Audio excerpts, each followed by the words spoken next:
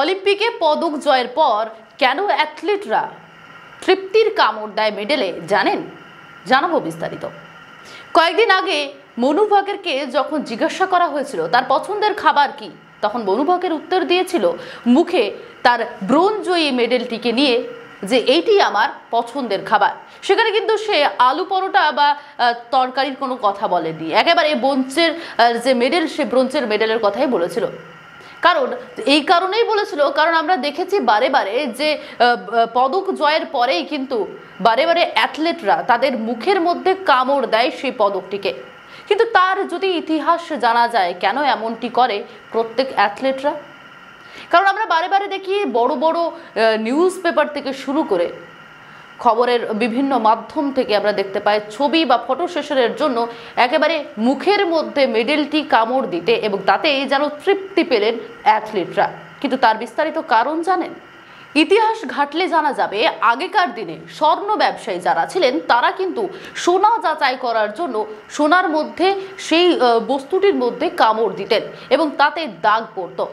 দাঁতের দাগ পড়াতে তারা কিন্তু শনাক্তকরণ করতে পারতেন যে কোনটি আসল সোনা বা নকল সোনা।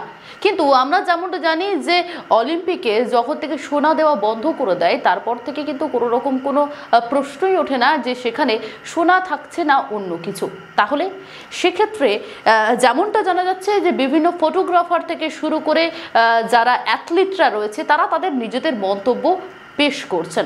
আপনাদেরকে বেশ কয়েকটি ছোট ছোট উদাহরণ দিয়ে তা অলিম্পিক কমিটির এক রিপোর্ট প্রকাশ করা হয় এবং তাতে প্রকাশ্যে বলা হয়েছে মেডেলে কামড় দেওয়াটা আরও বেশি জনপ্রিয় হয়ে উঠেছে ফটোগ্রাফারদের আবেদনে। তারা নাকি পদক জয়ীদের এভাবে কামড় দেওয়ার যে পোজ দিতে বলে থাকেন এই অনুযায়ী ফটো তোলা হয়। ডেভিড ওয়েলনস্কি বলে একজন ফটোগ্রাফার বলেছিলেন এটা ফটোগ্রাফারদের একরকম নেশা হয়ে দাঁড়িয়েছে, এভাবেই ফটো তোলা হয়। আমার মনে হয় অর্থাৎ সে ফটোগ্রাফারের কথা অনুযায়ী সংবাদপত্রের প্রথম পাতার সৌন্দর্য বাড়িয়ে তোলার জন্য এই ঘটনাটি ঘটানো হয়।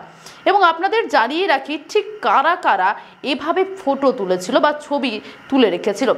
যেমনটা জানা যায় এর আগে অলিম্পিকের ইতিহাসে পদক কামড়ে ছবি তোলার ফটো সেশনের ঘটনা পুরো নয়।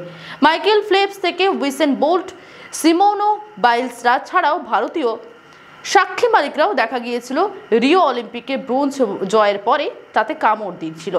এবং আপনাদের জানিয়ে রাখি 2010 সালে যখন উইন্টার অলিম্পিক্সে রূপো জিতেছিলেন জার্মান অ্যাথলিট ডেভিড মিলার, তিনিও কিন্তু একইভাবে ফটো তুলেছিলেন একজন ফটোগ্রাফারের একেবারে ইচ্ছেতে। তিনি আবদার করেছিলেন যে মেডেলের মধ্যে কামড় দিয়ে ছবি তোলার জন্য, কিন্তু পরক্ষণে তিনি যা দেখেছিলেন তা শুনলে একেবারে অবাক হবেন আপনারা। ফটো তো তুলেছিলেন তিনি মেডেলে একেবারে দাঁতে কামড় দিয়ে, তারপরে যখন সেই অ্যাথলিট রাত্রিবেলা ডিনার করতে যান তখন গিয়ে দেখেন তার দাঁত খুলে পড়েছে। অর্থাৎ কোনো দিকে দেখা যায় এটি একেবারে হাস্যকর একটা বিষয়, আবার কোনো দিকে এটি একটি মজার তৃপ্তি রসনাদ। কারণ অ্যাথলিটরা যে কষ্ট, যে দীর্ঘদিন ধরে পরিশ্রম করে গিয়েছে, তাদের দীর্ঘদিনের পরিশ্রম লড়াইয়ের পর তারা যখন সেই পদকটি জয় লাভ করেন সেটি তারা ভালোবেসেই তাতে কামড় দেয় এবং অনেক ক্ষেত্রে ফটোগ্রাফার বা তাদের আবদারেও ছবি তুলে থাকেন।